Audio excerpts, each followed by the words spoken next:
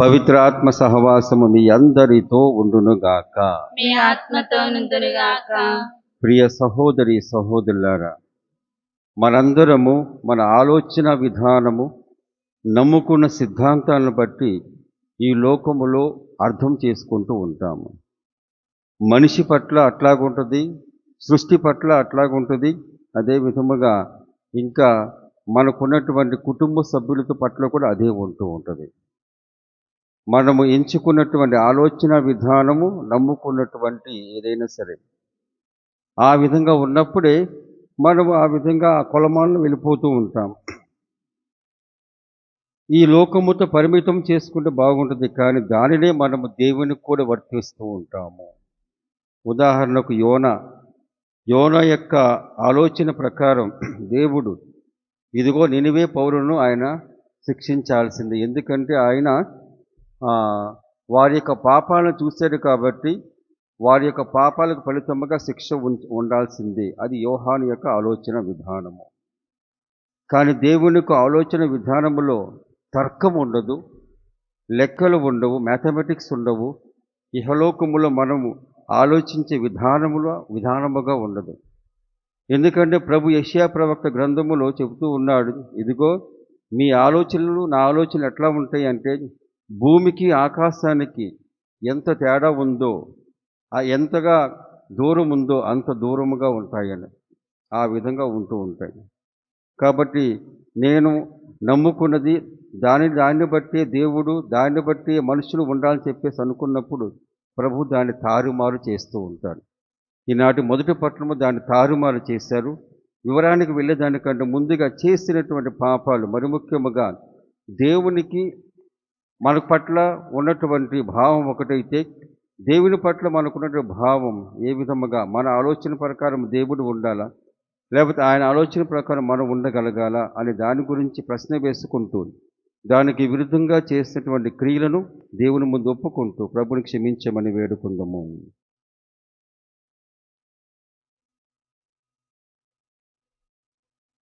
సర్వశక్తి గల సర్వేశ్వరుని చెంతను సహోదరి సహోదరులారా, మీ చెంతను నా పాపమును ఒప్పుకొనుచున్నాను. ఏలైనా తలంపు చేతను, వాక్కు చేతను, క్రియల చేతను, అశ్రద్ధ చేతను బహు పాపములు చేసి తిని, ఇది నా తప్పు, ఇది నా తప్పు, ఇది నా గొప్ప తప్పు. అందుచేత నిత్య కన్యకైన పరిశుద్ధ మరియమాతను, సకల దూతలను, పునీతులను, సహోదరి సహోదరులారా, మిమ్మును నా కొరకు మన ప్రభువైన సర్వేశ్వరుని ప్రార్థింపవలెనని బ్రతిమాలుకొనుచున్నాము. సర్వశక్తి గల సర్వేశ్వరుడు మనకి దయచూపి మన పాపమును మన్నించి మన నిత్య జీవితమునకు చేర్చునగాక. ఆమేన్. ప్రభువా దయచూపుము, ప్రభువా దయచూపుము, క్రీస్తువా దయచూపుము, క్రీస్తువా దయచూపుము, ప్రభువా దయచూపుము. ప్రభువా దయచూపుము. ప్రార్థించుదము. ఓ ప్రభువా, అపజయమును ఎరుగని నీ కనికరము ద్వారా నీ శ్రీ సభను పవిత్రమునర్చి సకల కీడుల నుండి సంరక్షింపుము. నీ తోడ్పాటు లేకున్నచో స్థిరముగా నిలవలేని శ్రీ సభను నీ అనుగ్రహముతో ఆదుకొనుము. నీతోనూ పవిత్ర ఆత్మతోనూ కలిసి యుగ యుగములు జీవించు పాలించు మా ప్రభువైన క్రీస్తు ద్వారా ఈ మనవి చేయుచున్నాము. ఆమేన్. నాడు ఇశ్రాయేలులో చాలామంది కుష్ఠరోగులున్నను సిరియా నివాసియగు నామాను తప్ప మరెవరూ స్వస్థత పొందలేదు. మొదటి పట్టణము రాజుల 2వ గ్రంథము 5వ అధ్యాయము 1వ వచనం నుంచి 15వ వచనం వరకు. ఆ దినములలో సిరియా రాజు సైన్యాధిపతి నామాను. ఈ నామాను ద్వారా ప్రభు సిరియా దేశమునకు విజయమును ప్రసాదించెను. కనుక రాజునకు అతడనిన మిక్కిలి గౌరవము. నామాను మహాశూరుడు, కానీ కుష్ఠరోగి. ఒకమారు సిరియానులు ఇశ్రాయేలు దేశము మీద దాడి చేసి వారి బాలికనొకతను చెరగొనిరి. ఆ పిల్ల నామాను భార్యకు దాసి ఆయను.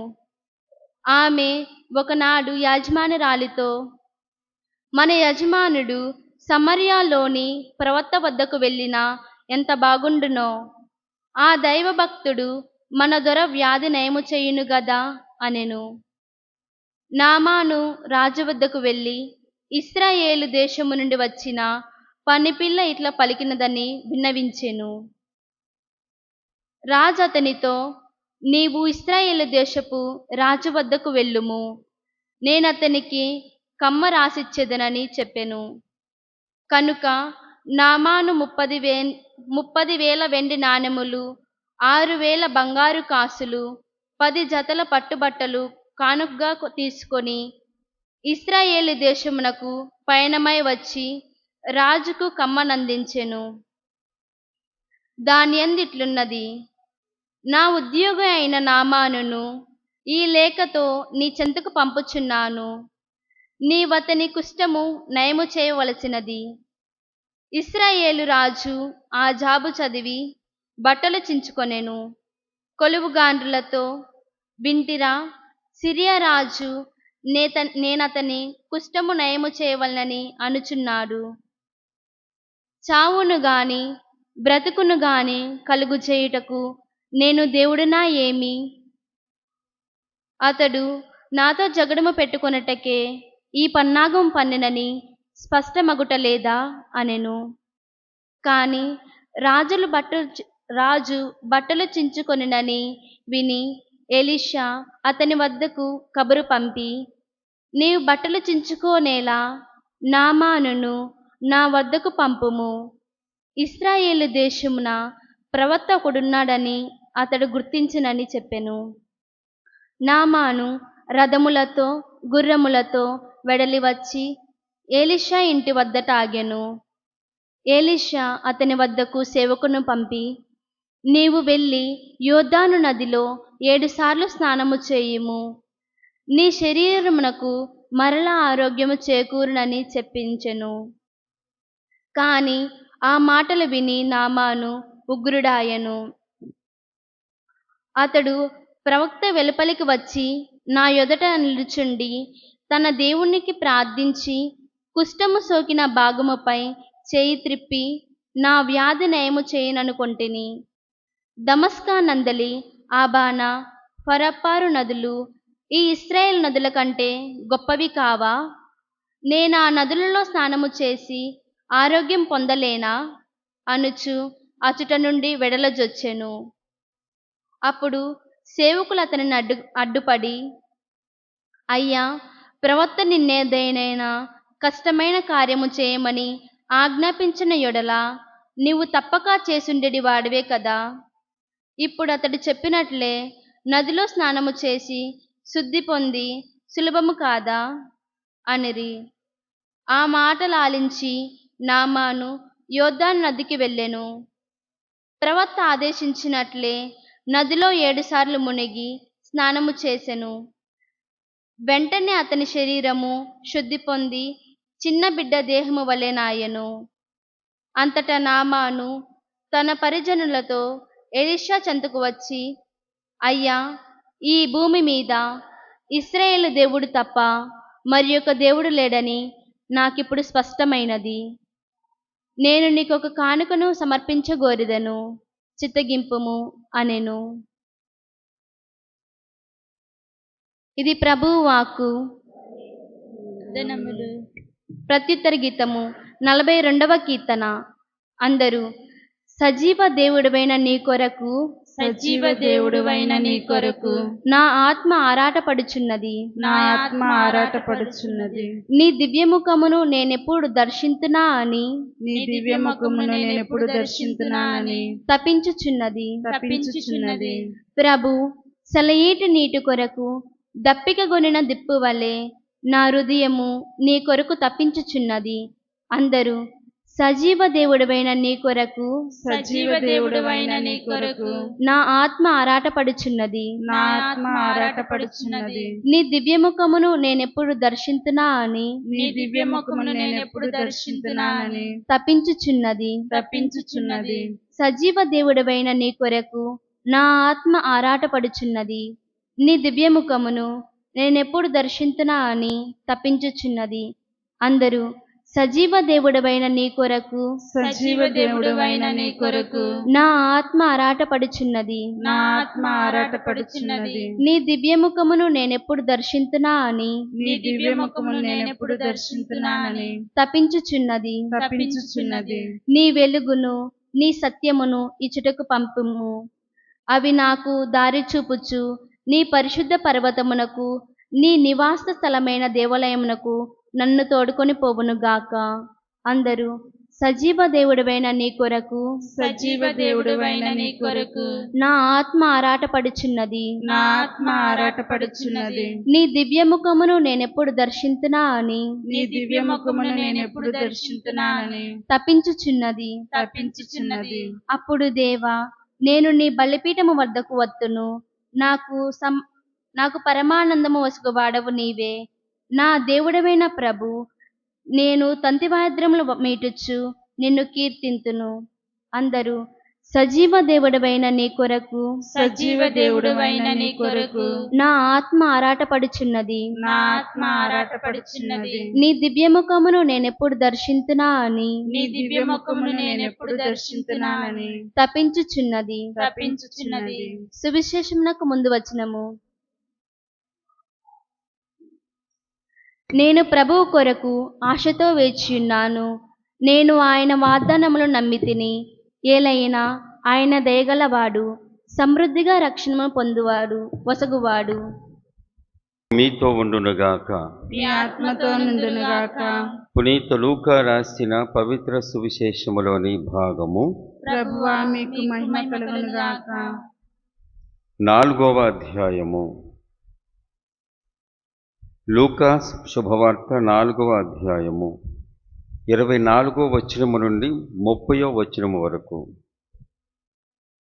యేసు ఇట్లు పలికెను: ఏ ప్రవక్తయు తన స్వదేశమున గౌరవింపబడనని మీతో నిశ్చయముగా పలుకుచున్నాను. వాస్తవము ఏమనగా, ఏలియా కాలమున 3 సంవత్సరముల 6 మాసములు అనావృష్టి వలన దేశమంతటా గొప్ప కరువు వ్యాపించినది. అప్పుడు ఇజ్రాయిల్లో పెక్కుమంది విధవరాండ్రు ఉండినను సీదోనులోని సరేపాతు గ్రామము నివసించు విధవరాల యొద్దకు మాత్రమే ఏలియా పంపబడెను. ప్రవక్తయగు ఎలీషా కాలములో ఇజ్రాయిల్లో చాలామంది కుష్ఠరోగులు ఉన్నను సిరియా నివాసియగు నామాను తప్ప మరెవరును స్వస్థత పొందలేదు అని పలికెను. అప్పుడు ప్రార్థనా మందిరంలోని ప్రజలు అందరూ యేసు మాటలు విని మండిపడిరి. వారు లేచి యేసును నగరము వెలుపలకు నెట్టుకొనిపోయి తమ నగరము నిర్మింపబడిన పర్వతాగ్రహమునకు తీసుకొని వెళ్ళి అచ్చటి నుండి తలక్రిందులుగా పడత్రోయ తలచిరి. కాని యేసు వారి మధ్య నుండి తొలగి తన దారిని తాను వెళ్ళిపోయెను. ఇది ప్రభు సువిశేషము. క్రీస్తువా మీకు స్తుతి కలుగునుగాక. ప్రియ సహోదరి సహోదరులారా, ఈనాడు సువిశేష భాగానికంటే ముందుగా ఉన్నటువంటి ఆ భాగంలో యేసు ప్రభు యెషయా ప్రవక్త గ్రంథము నుంచి చదివిన తరువాత, వచనాలు చదివిన తరువాత, ఆయన కూర్చున్న తరువాత ఆయన అన్నటువంటి మాట లేకపోతే వాక్యము, నేడు మీ ఎదుట ఈ లేఖనము నెరవేరినది అని పలికెను. అది వినిన వారందరూ ఏం చేశారు? ఆశ్చర్యపడ్డారు. ఈయన యేసేపు కుమారుడే కదా అని చెప్పుకోవటం, ఆ తర్వాత కొంచెం ఆయనను ప్రశంసించే విధముగా మాటలు కొంచెం చెప్పుకోవటం జరిగింది. ఆ తర్వాత క్రీస్తు భగవానుడు చెప్పినటువంటి మాటలు, ఇదిగో ఈనాడు సువిశేష పట్టణము.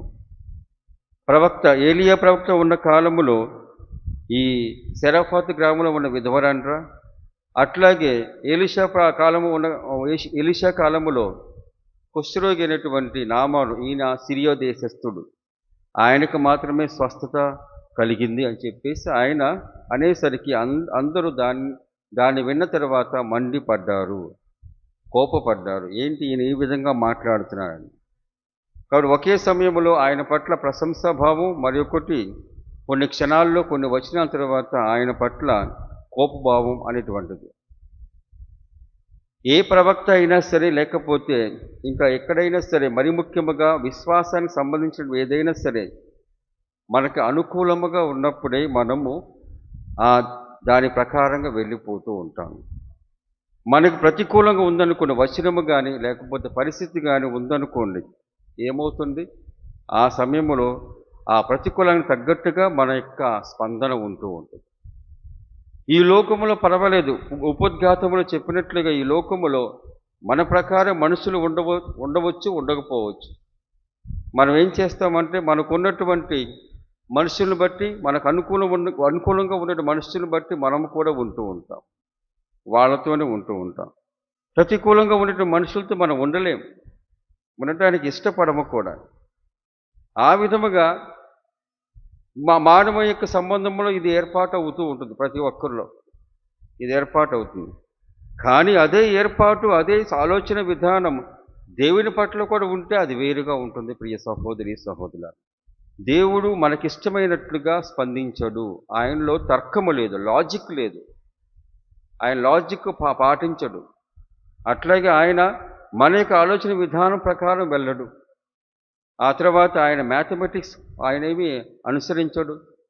1+1 = 2 అని చెప్పేసి ఆయన అనుసరించడు.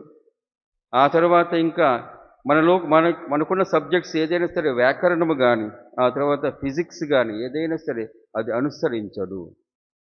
జియోగ్రఫీ కూడా అనుసరించడు. ఈనాటి మొదటి పట్టణంలో కూడా ఈ జియోగ్రఫీకి వ్యతిరేకంగా ఆయన స్పందిస్తూ ఉన్నాడు. ఎందుకంటే సిరియా ప్రాంతంలో ఉన్నటువంటి నామాను అనేటువంటి ఈ సైన్యాధిపతి, ఆ సిరియా రాజుకు ఆయన సైన్యాధిపతిగా ఆయన పనిచేసే సమయంలో ఈ నామానికి కుష్ఠము ఉంది. అనగా తన శరీరములో ఏదో లోపం ఉంది, రంగులు మారుతూ ఉన్నాయి. కాబట్టి ఇటువంటి ఆయన ఆ విధముగా సైన్యాధిపతిగా ఉన్న సమయంలో ఇదిగో దేవునికి అనుగ్రహమో లేకపోతే దుండగుల యొక్క చర్య ద్వారా ఒక బాలిక, ఇజ్రాయెల్ దేశానికి చెందిన ఒక బాలిక ఆ ఇంట్లో పనికత్తుగా పనిచేస్తూ ఉంది. ఎప్పుడైతే ఆ బాలిక తన యజమాని యొక్క శరీరంలో ఏదో లోపం ఉందని తెలుసుకుందో అప్పుడు ఆమె తన యజమానురాలితో అంటూ ఉంది, మా దేశంలో ఒక ప్రవక్త ఉన్నాడు, గొప్ప ప్రవక్త, ఆ దైవభక్తుడు గనక మీ యొక్క అనగా మా యజమానిని నామాన్ని గనక దైవభక్తుని దగ్గరికి వెళ్ళినట్లయితే ఆయన తప్పక న్యాయము చేస్తాడని చెప్పి స్వభావం. కాబట్టి ఒక పనికత్తె లేకపోతే ఒక బానిసగా ఉన్నటువంటి ఆ బాలిక ఆ మాటను పరిగణన తీసుకోవటం గొప్పది, ఆ భార్య. ఆ తర్వాత భార్య వెళ్ళి ఆయనతో చెప్పినప్పుడు కూడా దాన్ని కూడా పరిగణన తీసుకోవటం ఆయనలో ఉన్న గొప్పతనం. ఆ తర్వాత సిరియాకు ఇజ్రాయెల్ దేశానికి పొత్తు లేదు, అనగా స్నేహము లేదు, వారి మధ్య శత్రుత్వం ఉంది. సామంతులు కాబట్టి శత్రుత్వం ఉంటూ ఉంటుంది. కాబట్టి ఆ విధంగా కూడా ఉన్నప్పటికీ ఈ నామోన్ అనేటువంటి ఆయన ఆ దేశానికి వెళ్ళటానికి ఆయన ఇష్టపడుతూ ఉన్నాడు. అందుకనే రాజు దగ్గరికి వెళ్ళి లేఖను తెచ్చుకుంటూ ఉంటాడు. ఎందుకంటే ఒక దేశాన్ని నుంచి ఇంకో దేశానికి వెళ్ళినప్పుడు లేఖ కావాలి. కాబట్టి దానికి లెక్క ప్రకారం ఉంది. ఎందుకంటే జియోగ్రఫీ ప్రకారముగా, భూగోళ శాస్త్రం ప్రకారముగా, లేకపోతే రాజుల యొక్క రాజ్యాంగం ప్రకారముగా ఒక దేశాన్ని నుంచి ఇంకో దేశానికి వెళుతూ ఉన్నప్పుడు రాజా అధికార లేఖ కావాలి. కాబట్టి దాన్ని ఫాలో అవుతున్నారు, అనుసరిస్తూ ఉన్నారు. ఆ విధంగా ఆయన తీసుకువెళ్ళటం, ఆ లేఖను తీసుకువెళ్ళిపోయి ఇజ్రాయెల్ రాజుకి ఇవ్వటం, ఆ తర్వాత ఇజ్రాయెల్ రాజులు బట్టలు చింపుకోవటం, నేనేమన్నా దేవుణ్ణా అని చెప్పేసి అనటం, ఆ తర్వాత సిరియా రాజు నాతో శత్రుత్వం పెంచుకోవటానికి ఈ విధంగా చేస్తాడంటాం, ఆ తర్వాత ఎలీషా నా దగ్గరికి పంపించు అంటాం, అది చూస్తూ ఉన్నాం. కాబట్టి ఇవన్నీ లోకపోకడా, అట్లాగే వారికి ఆలోచన విధాన ప్రకారం చేసినటువంటివే. కాబట్టి ఎవరైనా సరే ఆ సమయంలో ఈయన చేసినటువంటి విధానం లేకపోతే అవలంబించిన పద్ధతి బాగానే ఉందని చెప్పేసి అంటూ ఉంటుంది. అట్లాగే ఎలీషా ప్రవక్త దగ్గరికి వెళ్ళినప్పుడు ఆ సమయంలో చూడండి, ఎలీషా ప్రవక్త దగ్గరికి వెళతారు. వెళ్ళినప్పుడు ఎలీషా ప్రవక్త సేవకునితో పంపినటువంటి వర్తమానం, ఎలీషా అతని యొద్దకు తన సేవకుని పంపి ఏమంటున్నాడు చూడండి, నీవు వెళ్ళి యోర్దాను నదిలో 7 సార్లు స్నానము చేయము. నీ శరీరమునకు మరలా ఆరోగ్యము చేకూరును. ఇది అన్నాడు ఆయన. ఈయన ఏమి ఎంచుకున్నాడు?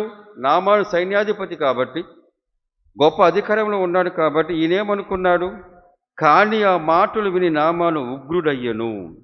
అతడు ప్రవక్త వెలుపులకు వచ్చిన ఆ ఎదుట నిలుచుండి ఆ తర్వాత తన దేవుని ప్రార్థించి కుష్ఠము సోకిన భాగంపై తన చెయ్యి త్రిప్పి నా వ్యాధి నయము చేయనను ఆ విధంగా అనుకున్నాను నేను, ఆ విధంగా చేయాలని. ఈయనేంటి యోర్దాను నదిలో వెళ్ళిపోయి 7 సార్లు మునగబట్టున్నాడు. మా డమస్కు నగరంలో ఇంతకన్నా పెద్ద పెద్ద నదులు ఉన్నాయని చెప్పేసి ఆ విధముగా తనదైనటువంటి శైలిలో తన పద్ధతిలో ఈ ఎలీషా ప్రవక్త గురించి ఆయన ఆలోచన చేస్తూ ఉన్నాడు. కాబట్టి ఇక్కడ ఆయన ప్రకారంగా మంచిదే. ఎందుకంటే సైన్యాధిపతిని ఒక అధికారి అదేవిధంగా రాజు పంపించినప్పుడు ఎవరైనా సరే కింద స్థాయి వారు వచ్చేసి ఆయన ముందుకు రావాలి, ఆ తర్వాత చెప్పాలి, ఆ విధంగా చేయాలి. అందుకే దేవుని యొక్క విషయంలో కానీ దేవుని యొక్క అనుసరణలో కానీ లాజిక్ ఉండదు, పద్ధతులు ఉండవు. ఆయన చేయవలసింది ఒకటే, ఆయన చేసేది ఒకటే, ఆయన రక్షించడమే, కనికరము చూపించడం. కాబట్టి ఇక్కడ ఎప్పుడైతే నామాన్ని ఈ విధంగా అన్నారో, నామాను తన యొక్క ఆలోచన విధానం ప్రకారం ఈ విధంగా చేస్తే బాగుండేది కదా అని చెప్పేసి, అప్పుడు కూడా అక్కడ ఏ విధముగా పనికెత్తే యజమానురాలతో అమ్మ యజమానిని అక్కడికి వెళ్ళమని చెప్పేసి అన్నప్పుడు ఆ భార్య కానీ అట్లాగే నామాను కానీ ఏం చేశారు? ఆ పనికత్తె యొక్క మాటను విలువగా తీసుకొని వెళ్ళటం. అక్కడ కూడా వారికి కావలసిన దీనత్వం కనపడుతూ ఉంటుంది. ఇక్కడ కూడా ఎప్పుడైతే ఈయన ఈ విధంగా ఉగ్రుడయ్యాడో, కోపం వచ్చిందో, అప్పుడు అక్కడ ఉన్నటువంటి వారు ఎవరు? సేవకులు, అతనితో వచ్చినటువంటి వారు. 13వ వచనములో అప్పుడు సేవకుల్లో ఒకడు అతనికి అడ్డుపడి, అయ్యా, ప్రవక్త నిన్నేదైనా కష్టమైన కార్యము చేయమని ఆజ్ఞాపించినట్లా నీవు తప్పక చేసి ఉండేడు వాడివే కదా. ఇప్పుడు అతను చెప్పినట్టు నదిలో స్నానం చేసి శుద్ధి పొందుట సులభమే కదా. కాబట్టి వెళ్ళు అని చెప్పేసి అన్నప్పుడు ఆ సేవకుని మాట వినటం గొప్పతనం. ప్రియ సహోదరి సహోదరు, ఒక పనిపిల్ల యొక్క మాట వినటం గొప్పది. ఆ తర్వాత ఇక్కడ సేవకులు ఒకడు ఈ విధముగా యజమానికి చెప్పినప్పుడు కూడా ఆ సేవకుని యొక్క మాటను పరిగణన తీసుకొని ఆయన వెళ్ళి స్నానం చేయటం, శుద్ధి పొందటం జరుగుతూ ఉంటుంది. ఆ విధంగా మనం దాన్ని చూస్తూ ఉన్నాం. కాబట్టి ఇక్కడ నామాను అనేటువంటి వ్యక్తి తనను తాను హెచ్చింపుగా చూసుకున్నాడు, తనను తాను హెచ్చించుకుంటూ ఉన్నాడు.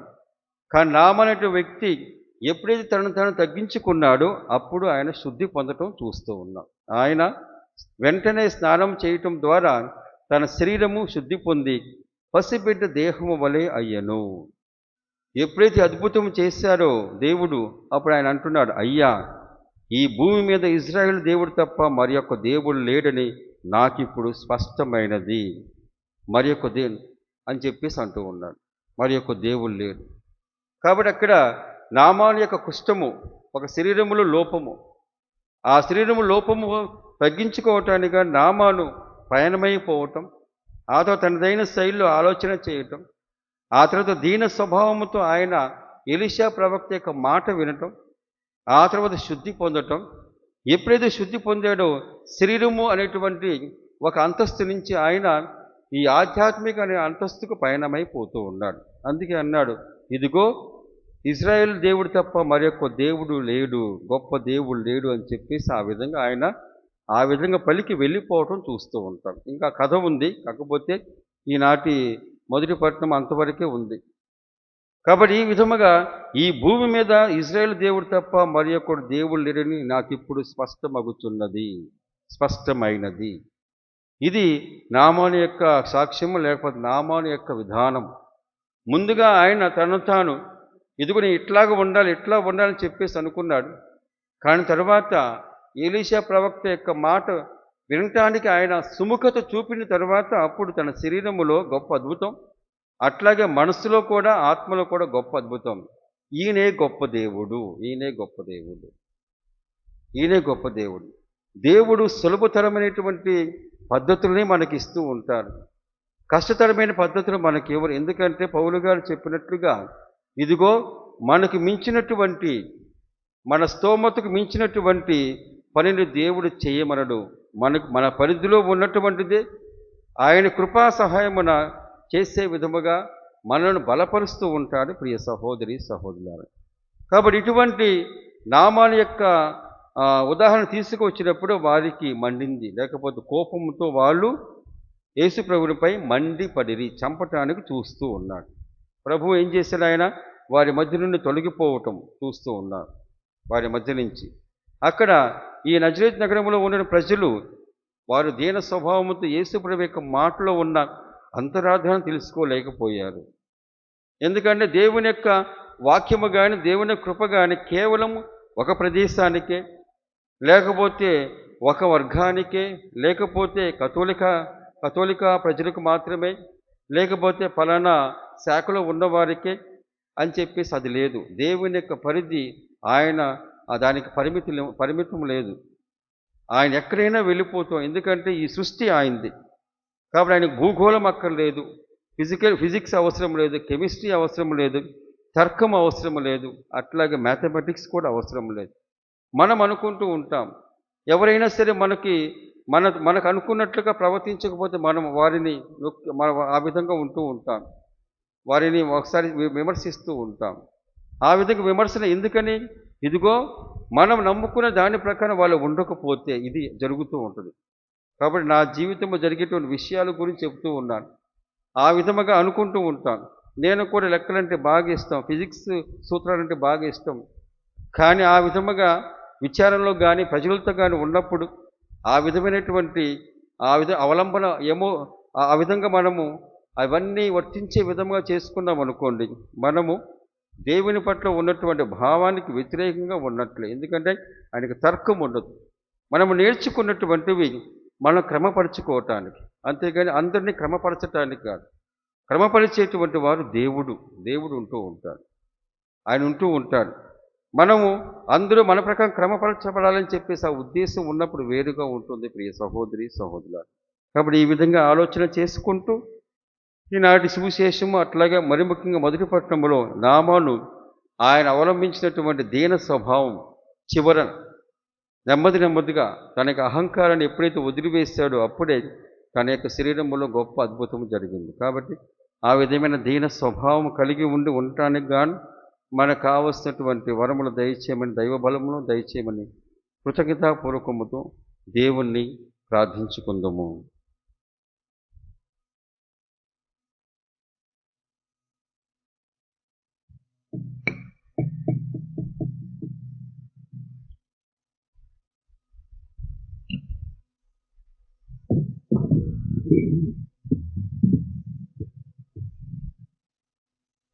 ప్రభువా గైకొను నా హృదయ కానుక, ప్రభువా గైకొను నా హృదయ కానుక, ప్రేమతో కరము చాచి స్వీకరించుము దేవా,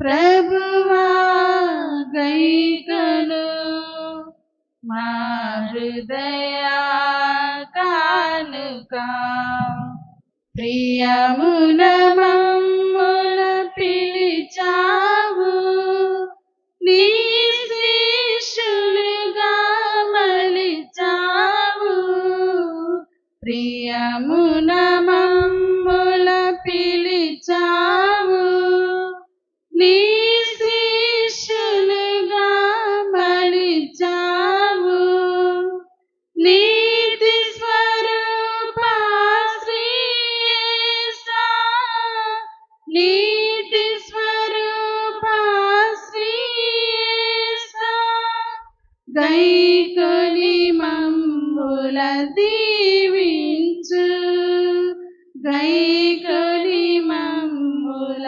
దీవించు. ప్రియ సహోదరి సహోదరులారా, నేనును మీరును అర్పిస్తున్న ఈ బలి సర్వశక్తి గల పితైన సర్వేశ్వరునికి అంగీకారమగునట్లా ప్రార్థింపుము.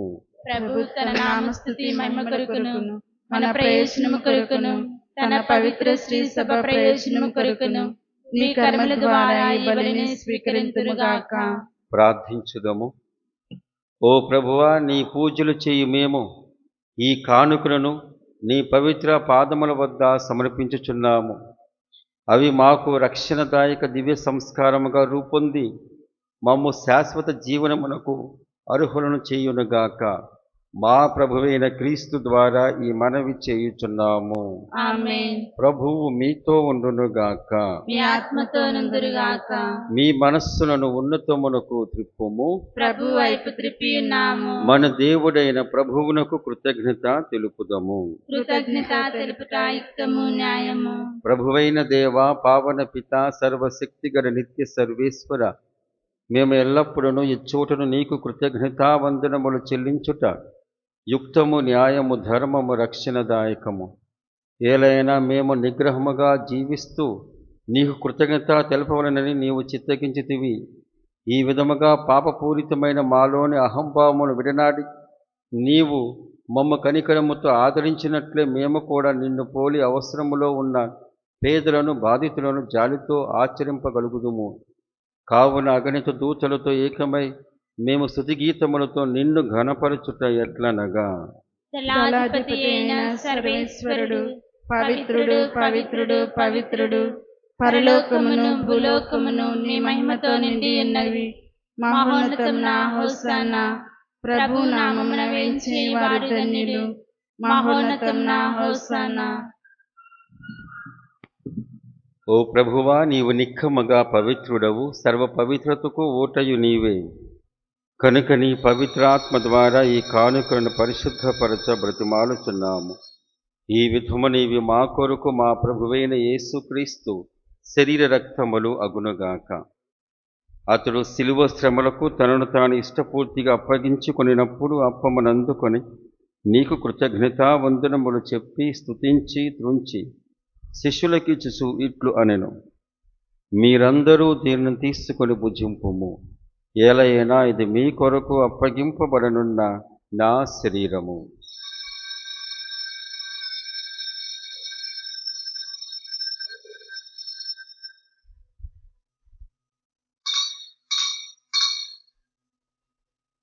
ఆ విధముననే భోజనానంతరము పాత్రమునందుకొని మరల నీకు కృతజ్ఞతావందనములు చెప్పి శిష్యులకిచ్చుచు ఇట్లు అనెను, మీరందరూ దీనిని తీసుకొని దీని నుండి పానము చేయుడు.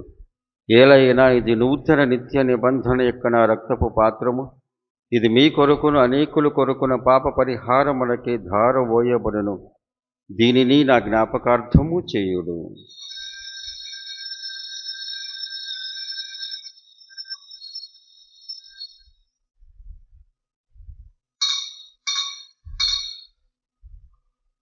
ఇది విశ్వాస రహస్యము. మీ ఉత్థానమును చాటదము, మీరు మరలా వచ్చే వరకు వేచి. కనుక తండ్రి, క్రీస్తు మరణమును ఉత్థానమును స్మరించుచు జీవమొసగి అప్పమును రక్షణ పాత్రము నీకు సమర్పించున్నాము. నీ సముఖము నిలిచి నీకు పరిచర్య చేయుటకు మమ్మ పాత్రులుగా చేసినందుకు నీకు వందనము తెలుపుచున్నాము. క్రీస్తు శరీర రక్తముల యందు పాలివారు మగ మమ్ము పవిత్రాత్మ ద్వారా ఐక్యపరచమని బ్రతిమాలుచున్నాము. ఓ ప్రభువా, ప్రపంచమంతటా వ్యాపించి ఉన్న నీ శ్రీ సభను జ్ఞాపకముంచుకొనము. మా లియో జగద్గురువును, మా జోసెఫ్ రాజా పీఠాధిపతిని, గురువులందరితో పాటు మమ్మను నీ ప్రేమ యందు పరిపూర్ణను చెయ్యము.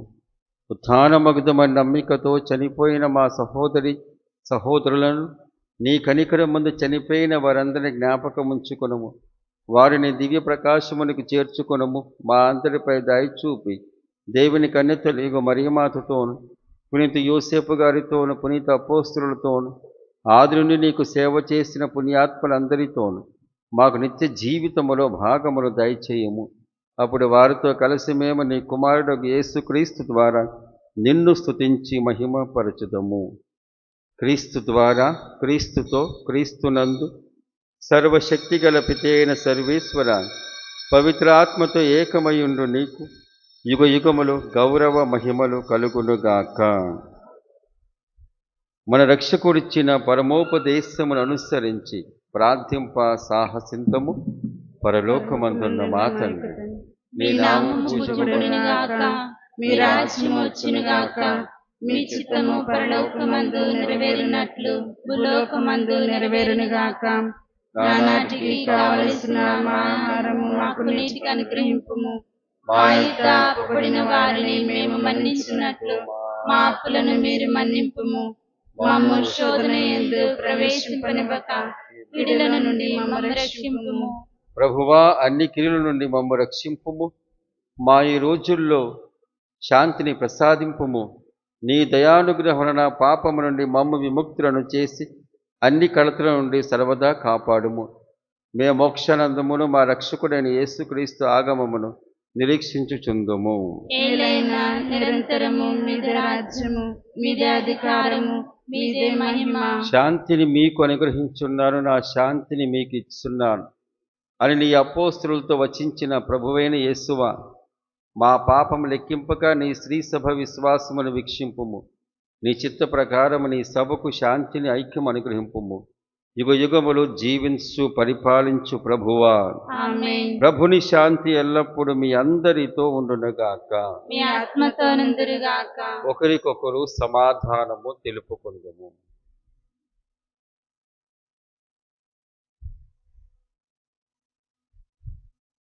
సర్వేశ్వరుని గొర్రెపిల్ల, లోక పాపములను పరిహరించి ప్రభువా మాకు దయచూపుము. సర్వేశ్వరుని గొర్రెపిల్ల, లోక పాపములను పరిహరించి ప్రభువా మాకు దయచూపుము. సర్వేశ్వరుని గొర్రెపిల్ల, లోక పాపములను పరిహరించి ప్రభువా మాకు శాంతిని దయచేయము. ఇదిగో సర్వేశ్వరుని గొర్రెపిల్ల, ఇదిగో లోక పాపమును పరిహరించు ప్రభువు. ఈ గొర్రెపిల్ల విందుకు పిలువబడిన వారు ధన్యులు. నీవు నా ఇంట ప్రవేశించుటకు నేను పాత్రుడను కాను, కానీ నేను ఒక్క మాట పలుకున నా ఆత్మ స్వస్థత పొంది.